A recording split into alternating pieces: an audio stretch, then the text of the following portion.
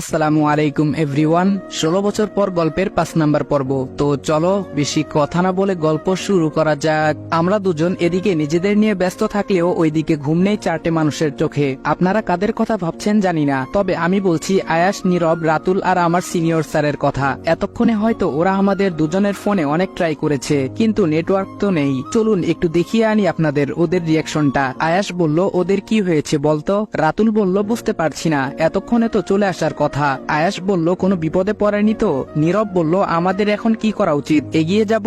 কিন্তু স্যার তো এরকম কোনো নির্দেশ দেয়নি। রাতুল বলল, না, যাওয়া ঠিক হবে না, হিতের বিপরীত হতে পারে। আয়াস বলল, এইভাবে হাত পা গুটিয়ে বসে টেনশনটাও তো করতে পারছি না। কথোপকথনের মাঝে একজনের ফোন বেজে ওঠে। রাতুল বলল, সিনিয়রের ফোন। আয়াস বলল, ধর। রাতুল বলল, হ্যালো স্যার। স্যার বলল, হ্যালো, ওরা ফিরেছে? রাতুল বলল, না স্যার, ফিরেনি। আমাদের খুব টেনশন হচ্ছে স্যার, কি করব? স্যার বলল, টেনশন তো আমারও হচ্ছে, কিন্তু কি পদক্ষেপ নেব বুঝতে পারছি না। আদিবের ফোনও লাগছে না, ওদের না জানিয়ে পদক্ষেপ নেওয়া বোকামি হবে। রাতুল বলল, এখন আমাদের সকাল হওয়ার জন্য অপেক্ষা করা ছাড়া উপায় নেই স্যার। স্যার বলল, অপেক্ষা করো, দেখা যাক, সকালে না ফিরলে তখন আমি ব্যবস্থা নিজেই নেব। রাতুল বলল, ওকে স্যার। ফোন কেটে দিয়ে সবাই চিন্তায় মগ্ন হয়ে যায়। এদিকে আমরা গাছের সাথে হেলান দিয়ে বসে আছি। পাশে তাকিয়ে দেখি অগ্নির চোখ জোড়া নুইয়ে পড়ছে। হঠাৎ আমায় তাকিয়ে থাকতে দেখে হকচকিয়ে চোখ খুলল। আমি ইশারায় আশ্বস্ত করলাম, তুমি ঘুমিয়ে নাও, সকাল হলে আমি ডাকবো। মনে হলো আমার এই কথাটার অপেক্ষায় ছিল এতক্ষণ।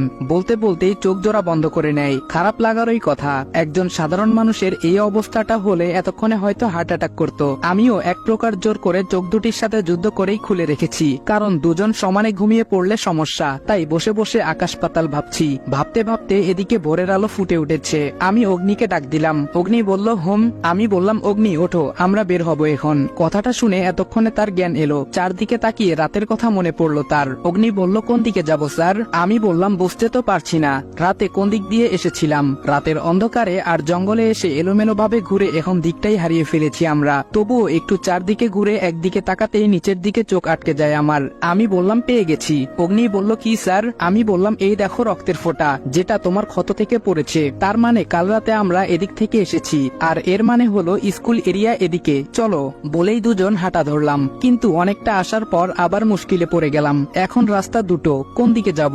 তারপর মনে হলো এখানে রক্ত নেই, তাহলে উল্টো দিকে যাওয়া উচিত। ভাগ্য সহায় ছিল আর আমরা ঠিক রাস্তায় এগোলাম। তবে আমাদের পৌঁছাতে একটু দেরি হয়ে গেছে। আমরা স্কুল এরিয়া পেরিয়ে সামনে এসে দেখি সিনিয়র স্যার আর সাথে দুজন অফিসার দাঁড়িয়ে আছে, আর অন্য দিক থেকে 3টে বাইক আসে। বাইকে রাতুলরা 3 জন। দেখে মনে হচ্ছে এরা এখানে আমাদের খোঁজেই এসেছে। তাই আমরা দ্রুত ওইখানে পৌঁছলাম। একটু দূর থেকে আমি ইশারা করে বোঝালাম যেন সবাই আলাদা আলাদা ভাবে সরে আসে, কারণ কেউ এভাবে সবাইকে দেখলে সন্দেহ করবে, এটাই স্বাভাবিক। আমার ইশারা বুঝতে পেরে সবাই সরে যায় এবং আমরা চলে আসি। সামনেই ওরা আমাদের জন্য অপেক্ষা করছিল। আমার আর অগ্নির বাইক দুটো স্যারের সাথে থাকা অফিসার 2 জন নিয়ে আসে, আর আমরা উঠে যাই গাড়িতে। 5টা বাইক আমাদের পেছনে পেছনে আসে। সবাই বাসায় পৌঁছায়। রাতুল আর নীরব অগ্নিকে নিয়ে ভেতরের রুমে চলে যায়, আর আমি সোফায় বসে পড়ি। আমায় বসতে দেখে স্যার বললেন, আদিব, তুমিও যাও, ফ্রেশ হয়ে নাও, তারপর ঘটনা শুনবো। আমি অগত্যা উঠে যাই ফ্রেশ হওয়ার জন্য।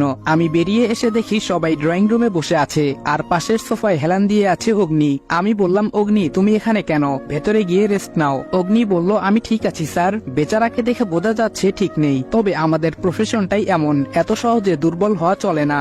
সামনে 2 জন সিনিয়র থাকলে তো আরো মুশকিল। ব্যাপারটা বুঝতে পেরে আমি জোর করেই ওকে রুমে পাঠাই। তারপর সবাইকে কাল রাতের পুরো ঘটনা খুলে বলি। ব্যর্থ হয়েছি আমি, তাই আমার মুখটা মলিন হয়ে গেছে। তার ওপর আমি থাকতে অগ্নি আহত হয়, তাই ভেতরে ভেতরে অপরাধ বোধ কাজ করছে। তা দেখে স্যার বললেন, কোনো ব্যাপার নাই ইয়াং বয়, তোমরা ঠিক আছো, এটাই যথেষ্ট। আমরা আবার প্ল্যান করব, কি বলো সবাই? স্যারের কথায় বাকি সবাই একসঙ্গে ইয়েস স্যার বলে উঠে। কথার মাঝখানে কলিং বেল বেজে উঠে। আমি বলে উঠলাম, এখন আবার কে এলো? আয়াস বলল, আমি দেখছি। আয়াস দরজার কাছে চলে যায় কে এসেছে দেখার জন্য। কিছুক্ষণ পর ফিরে আসে। আমি বললাম, কে ছিল?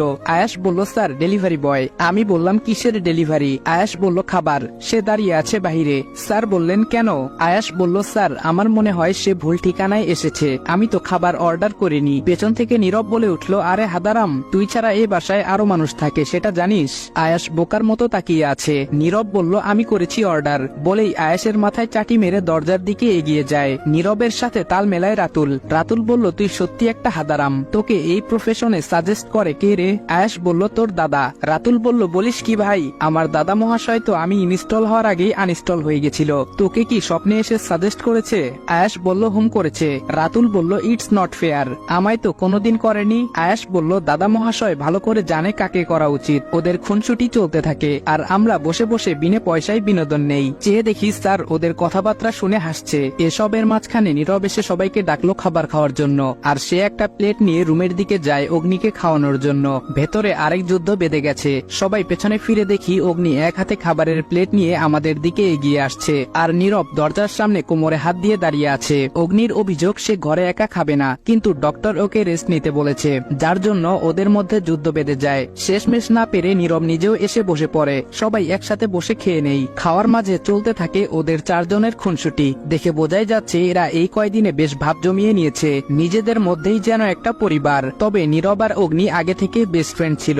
ওদের দুষ্টামির সাথে সিনিয়র স্যারও দেখি খুব সহজে মিশে গেছে। এতদিনের পরিচয়ে স্যারকে আজকে দেখছি একদম ছোট বাচ্চাদের মতো ব্যবহার করছে।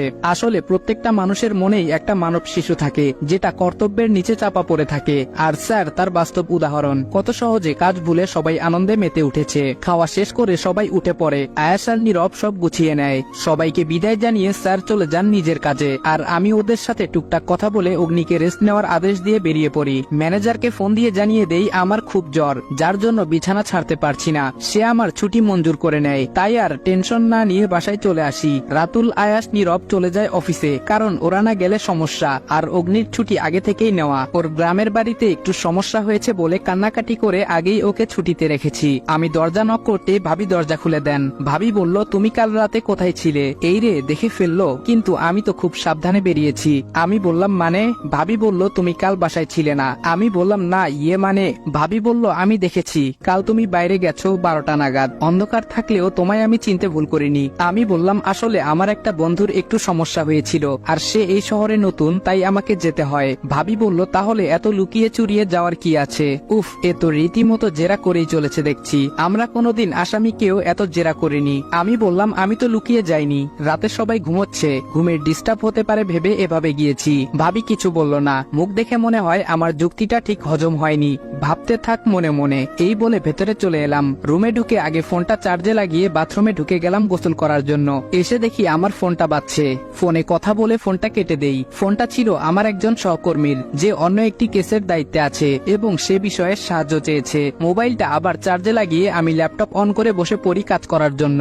একটানা কাজ করতে করতে দুপুরে খাবার টাইম হয়ে যায়। এখন কেউ নিশ্চয়ই রুমে আসতে পারে, তাই আগেই সব গোছগাছ করে নেই। যা ভেবেছিলাম তাই। আরু এসেছে ডাকার জন্য, তবে রুমে প্রবেশ করেনি, কারণ আমার রুমে কারো প্রবেশ নিষেধ। আরু বলল এই যে ভাইয়া শুনছেন? আমি বললাম কে? আরু বলল আমি বললাম আমি আবার কে? মনে হয় রেগে গেছে। আরু বলল মা বলেছে আপনাকে আমাদের সাথে খাওয়ার জন্য বলতে, তাই আসুন। আমি বললাম তুমি যাও। আরু বলল যাব না, আপনি আগে আসুন। বোন দেখছি নাছরবান্দা, তবে আগে এসবে কষ্ট পেলেও এখন পাই না, কারণ এখন বুঝতে পারছি ওরা রাজের মধ্যে ওদের আদিকে খুঁজে বেড়ায়। আমি বললাম ঠিক আছে চলো। দেখে বোঝা যাচ্ছে বেশ খুশি হয়েছে। নিচে যেতেই মা আমাকে দেখে খুব খুশি হয়েছে। মা বলল তুমি আজ কাজে যাওনি? আমি বললাম না, ছুটি নিয়েছি। মা বলল কেন বাবার শরীর খারাপ নাকি? আমি বললাম না, এমনি ভালো লাগছে না, বেশ কাজের চাপ গেছে এতদিন, তাই আজকে রেস্ট নিব। আরু বলল আচ্ছা ভাইয়া আপনি কি কাজ করেন? আমার রিয়াকশন দেখে আরুর মনটা খারাপ হয়ে যায়। মনে মনে বললাম সরি বোন, তোকে কষ্ট দিতে আমার একটুও ভালো লাগে না, তবে আমি কি করি এটা তোরা সময় হলে ঠিক জানতে পারবি। এখন কষ্ট পাস না প্লিজ। কিন্তু কি করার, আমার মনের কথা তো আর ওরা শুনতে পায় না। আমিও চুপচাপ খেয়ে উঠে পড়ি, আর একটা কথাও কেউ বলেনি। বাসায় বসে থাকতে বোরিং লাগছে, কাজেও মন বসছে না, তাই বাইকের চাবিটা নিয়ে বের হলাম। অনেকটা দূরে চলে আসছি। কাজের মধ্যে থেকে হাঁপিয়ে উঠেছে মনটা, বিষিয়ে উঠছে এসব ভালো মানুষের আড়ালে থাকা পশুদের পেছনে ছুটতে ছুটতে। তাই বাহিরের আলো বাতাস নিয়ে ভেতরটাকে শান্ত করার প্রয়াসে নদীর পাড়ের দিকে গেলাম, কিন্তু এখানে এসেও তেমন শান্তি পাইনি। একটু দূরে চোখ পড়তেই দেখতে পেলাম 3টে ছেলে 2টি মেয়ের পেছনে হাঁটছে। তবে এই হাঁটা আমার অপ্রীতিকর বলে মনে হচ্ছে, যাকে বলে ইফটিজিং। দেখেই মাথাটা গরম হয়ে যায়, তাই বাইকটাকে স্ট্যান্ড করে এগিয়ে গেলাম। আমি পেছন থেকে একটা ছেলের কাঁধে হাত দিয়ে ডাক দিলাম। আমি বললাম এই যে ভাই, এই যে শুনছেন? প্রথমজন বলল কি বে? আমি বললাম বলছিলাম শান্তিনগর কোন দিকে? কথাটা শুনে আমার দিকে ভ্রু কুচকে তাকালো। একজন বলল আসমান থেকে টপকালি নাকি? আমি বললাম না, আমি নতুন। অন্যজন বলল শালা ভাগ এখান থেকে। আমি বললাম বলুন না ভাই। তৃতীয় জন বলল তুই কি আর কি করছিস আমাদের সাথে? আমি বললাম you are very smart boy, বলার আগেই বুঝে গেলি। তৃতীয় জন বলল আমাদের সাথে লাগতে আসিস না, নিজের কাজে যাও বাবু। আমি বললাম ওকে ভাইয়া। এই বলে পেছনে পেছনে ঘুরতে ছেলেগুলোর সামনে তাকিয়ে অবাক, কারণ মেয়েগুলো নেই। এতক্ষণে আমার সাথে কথা বলার ফাঁকে মেয়েগুলো বেরিয়ে গেছে। এটা দেখে ছেলেগুলো রাগে ফুঁসতে থাকে। আমার বকবকানিতে তাদের কাজে ব্যাঘাত ঘটায় চরম খেপে গেছে মনে হয়। তাই পেছন থেকে একজন আমার টি শার্টের কলার ধরে। সে বলল, শালা তোর জন্য আজ পাখি ফুরুত হয়ে গেল। আরেকজন বলল, দেখছিস কি, দে হাত পা ভেঙে, বুঝিয়ে দে আমাদের কাজে ব্যাঘাত ঘটানোর ফল কি হয়। কথাটা বলতেই একজন আমার নাক বরাবর মারার জন্য হাত উঠায়। আমার আর কি করার আছে বলেন? মেহমান যদি না বলে বাসায় চলে আসে তাহলে কি আপ্যায়ন না করে বিদায় করে দেওয়া উচিত? প্রশ্ন রইল আপনাদের কাছে, উত্তর চাই কমেন্ট বক্সে। 2-4-10 মিনিট যা হওয়ার তাই হলো। আমাদের মারামারির মাঝখানে দুজন পুলিশের লোক ছুটে আসে। বাংলাদেশ পুলিশের কিছু ডিপার্টমেন্টের কাজ হলোই এমন ঝামেলা শেষে উপস্থিত হওয়া। ইনারাও তাই করেছেন, পুরোই সিনেমার মতো। এর মধ্যে একজন আমার দিকে তাকিয়ে বলল, আপনাকে কোথায় যেন দেখেছি কিন্তু মনে পড়ছে না। আমি বললাম, মাথায় বেশি চাপ দিবেন, তাহলে আপনার ছোট্ট মাথাটিতে সমস্যা হতে পারে। আর পাবনা এখন রোগীতে ভরপুর। লোকটা আমার কথায় ভেবাচেকা খেয়ে হা করে গেল। আমি বললাম, আমি একজন আমজনতা, আর জনতার পাওয়ার কি নিশ্চয়ই পুলিশের থেকে ভালো করে কেউ জানে না। বলেই সোজা হাঁটা ধরলাম। ছোটখাটো একটা ভিড় জমে গেছে এখানে। আমাদের কাজ এটাই, নিজের সামনে হাজার অন্যায় দেখেও মুখে কুলু পেতে থাকি, অথচ কেউ ঝামেলা বাঁধালে তা দেখে মজা নেওয়ার বেলায় আমরা এক বিন্দু ছাড় দিতে নারাজ। যাই হোক, মূল গল্পে আসি। দূর, মেজাজটাই খারাপ হয়ে গেল। কোথায় গেলাম একটু শান্ত পরিবেশে, তা না, আরো উল্টো মাথা গরম হয়ে এলো। থাক, আর ঘুরতে হবে না, বাসায় যাই। বাসায় এসে দেখি বাবা আর ভাইয়া চলে এসেছে। সবাই বিয়ের কেনাকাটা নিয়ে ব্যস্ত, কিন্তু এখানে ইসি নেই। অফিস তো ছুটি হয়ে গেছে, তাহলে ও কই? কাল থেকে ইসির উপরেও ফুল নজর রাখতে হবে। ব্যাপারটা খুব ডেঞ্জারাস। যতবার গেলাম ততবারই আক্রমণ হয়ে গেল। বুঝি না ওরা টের পাই কি করে। তার মানে কি ওরা আমাদের চিনে নিয়েছে? না, এমনটা হলে ম্যানেজার এত ভালো ব্যবহার করে নাকি? কিন্তু মন সাই দিচ্ছে না। যাক, কাল থেকে পুরোপুরি কাজে মন দিতে হবে। এই বলে বাইকের চাবি আর পকেট থেকে ফোনটা বের করে রেখে ওয়াশরুমে ঢুকে গেলাম। ফ্রেশ হয়ে ঘড়িতে তাকিয়ে দেখি সন্ধ্যে 7টা বাজে। তাই কিছুক্ষণ পায়চারি করে ল্যাপটপটা অন করে বসলাম, দুটো ক্যামেরা থেকে কি পাওয়া যায় দেখার জন্য। কিন্তু কপাল মন্দ হলে যা হয় আর কি, একটা ক্যামেরা কাজ করছে না। মনে হয় ভালোভাবে লাগানো হয়নি, না হয় কেউ দেখতে পেয়ে খুলে ফেলেছে। মনটা খারাপ হয়ে গেল। তবে আরেকটা বাকি, ওইটা দেখে নেই। হ্যাঁ, এটা ঠিক আছে, তবে এটা দিয়ে শুধু বাইরের কিছু অংশ দেখা যায়, তাও পুরোপুরি না। তবুও নিরাশ হলাম না। যেটুকুই দেখা যাক তার থেকে যদি কিছু পাই সেই আশায়। দেখতে দেখতে রাত অনেক হয়ে গেছে। মাঝখানে দুজন এসে ডেকে গেছে খাওয়ার জন্য। তৃতীয়বার আসার আগে আমি নিজেই চলে যাই। গিয়ে ডিনার সেরে রুমে চলে আসি। রাত এখন 1টা বাজে। ঘুম কিছুতেই আসছে না, আর বুঝতে পারছি আসবেও না। বাইরে বেরোনো দরকার, কিন্তু আবার যদি ভাবি দেখে ফেলে তাহলে সমস্যা সৃষ্টি হতে পারে। পাইছি, নিজের রুমের বারান্দা দিয়ে দেওয়ালের পিলার বেয়ে বেয়ে নেমে এলাম। পার্কিং রুমে গিয়ে বাইকটা বের করে নিয়ে এসেছে দারোয়ান, কারণ মানির কাছে সবাই বস। জানেনই তো, রাত বিরেতে বের হতে হলে দারোয়ানকে হাত করাই লাগে, তাই গেটে তেমন সমস্যা হয়নি। রাত বাজে 1টা। বাসা থেকে তো বের হলাম, এখন কোন দিকে যাব?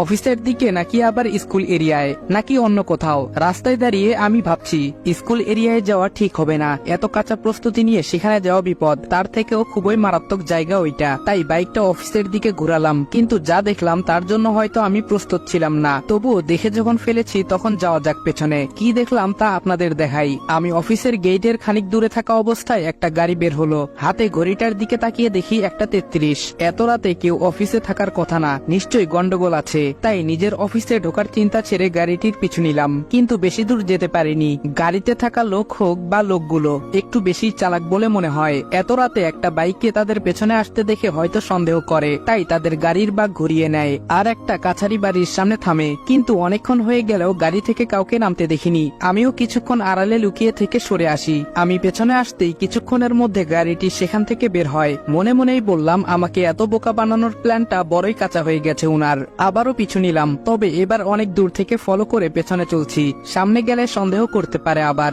যেতে যেতে গাড়িটি একটা বড় শপিং মলের সামনে দাঁড়ালো। কিছুক্ষণ থেমে চলে গেল পার্কিং করতে, কিন্তু আফসোস আমি কোনো মানুষকেই দেখতে পাইনি। এখানে সময় নষ্ট করা ঠিক হবে না, তাই আবার ছুট লাগালাম অফিসের দিকে। সেখানেই দেখতে হবে কিছু পাওয়া যায় কিনা। অফিসে ঢুকে পড়েছি। পাতিল টপকে তন্ন তন্ন করে খুঁজেছি কয়েকটা রুম, তেমন কিছু পাইনি। ম্যানেজারের রুম সহ বেশ কিছু রুম তালা দেওয়া, তাই খোলা হয়নি। এক বুক নিরাশা নিয়ে বেরিয়ে এসেছি সোজা বাড়ির দিকে। এসেই তো আমার চক্ষু চরক গাছ। কেউ একজন গেট দিয়ে ভেতরে ঢুকছে, আর দারোয়ান গেট খুলে দিচ্ছে।